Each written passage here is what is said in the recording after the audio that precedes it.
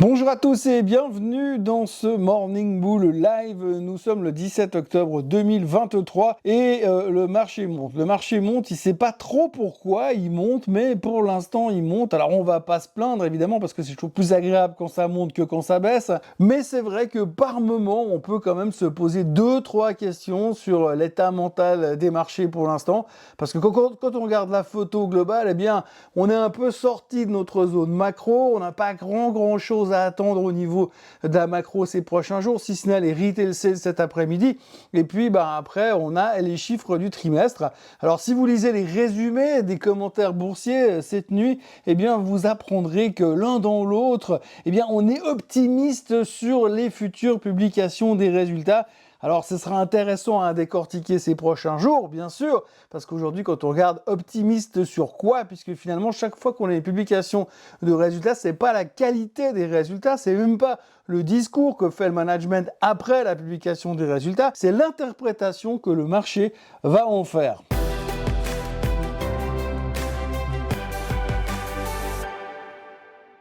Donc hier, ça montait. Alors je vous passe les histoires de guerre, puisque de toute façon, on sait que les Israéliens sont massés devant Gaza pour envahir le territoire à pied cette fois, que les Iraniens ont menacé les Israéliens de représailles s'ils rentraient sur Gaza, que les Américains ont menacé les Iraniens de représailles s'ils faisaient des représailles sur les Israéliens qui rentrent sur le territoire de Gaza. Pour l'instant, personne n'a menacé les Américains, mais ce qu'on sait, c'est qu'ils sont en train de préparer 2000 soldats pour les envoyer dans la région du Moyen-Orient, parce que ça fait quand même un bon moment qu'ils ne sont pas allés là-bas, et qu'il est temps de faire quelque chose. Et puis en même temps, le temps passe et Monsieur Biden n'est bientôt plus président dans une année et il n'a toujours pas eu sa guerre. Donc forcément, il est temps de se bouger. Mais pour l'instant, on va dire que c'est stable et jusque-là, tout va bien. Alors oui, on a l'Europe de l'Est, ça va pas bien, mais ça, pour l'instant, on s'en fout. De l'autre côté, on a les tensions, mais pour l'instant, il n'y a pas eu d'exagération. Alors, il y a quand même un analyste quelque part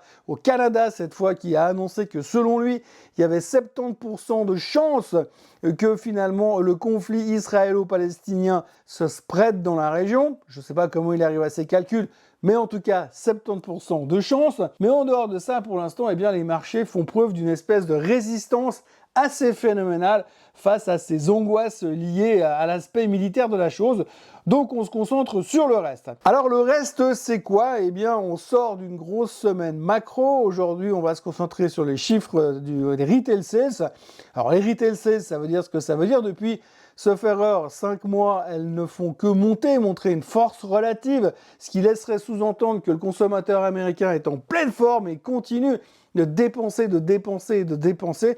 Et donc c'est un petit peu une mesure qui nous permettra de vérifier si tout d'un coup on n'est pas en train de pivoter. Oui, aussi, le consommateur peut aussi pivoter. Pivoter dans l'autre sens en disant « Ouh, attention, je vais commencer à réduire mes dépenses parce que l'avenir ne paraît pas très rose. » Pourtant, l'avenir semble rose quand on écoute les grands de ce monde, puisqu'on a quand même eu Mme Yellen qui est venue parler hier pour annoncer que de toute façon, les États-Unis avaient le pouvoir, la capacité de gérer et d'aider l'Ukraine contre la Russie et Israël contre le Hamas, contre la Palestine, si on veut bien. Donc ils ont largement les capacités financières d'assumer ces deux guerres en parallèle, même si ce n'est pas les leurs pour l'instant. Et par rapport à ça, eh bien, on se dit, c'est super. Madame Yellen a donc confirmé que l'économie allait super bien. Bon, il faut aussi dire que l'économie va super bien parce que finalement, il n'y a plus de plafond de la dette. Et puis quand ils ont besoin de pognon pour redistribuer en Ukraine ou en Israël, eh bien, il n'y a qu'à juste augmenter le plafond de la dette. On n'est pas à 1000 milliards près, bien entendu. Donc, du côté militaire, c'est réglé. Du côté macro, on verra ce que nous disent les retail sales. Et puis, bien, le troisième chapitre, c'est bien évidemment les résultats trimestriels. Alors, hier, il n'y a pas eu de gros chiffres à regarder. Aujourd'hui, il va y avoir du lourd puisqu'on aura Bank of America, Johnson & Johnson, Goldman Sachs et Lockheed Martin. Alors, Lockheed Martin, pour l'instant, ils ont le vent en poupe pour les raisons qu'on connaît.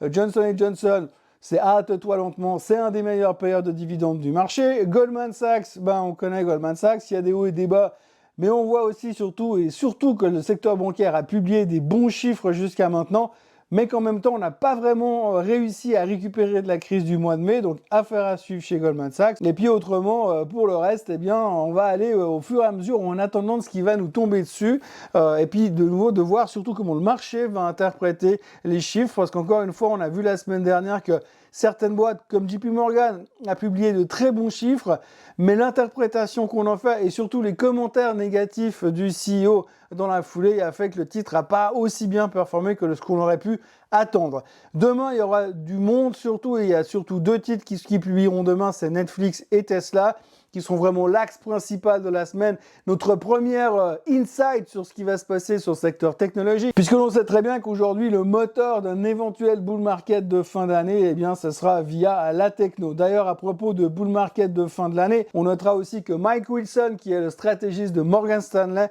a parlé hier sur CNBC pour dire que de son côté, il ne fallait pas s'attendre à un rallye de fin d'année, qu'au contraire, on allait pécloter, voire s'effriter, voire s'effondrer, puisque lui, il a un target à 3900 sur le S&P 500 pour Noël. Youpi pour les cadeaux, ça va être sympa. En tous les cas, de ce côté-là, eh bien, on sent qu'il y a encore beaucoup de méfiance. Du côté des gourous, c'est clair et net qu'il n'y a pas beaucoup de bullish.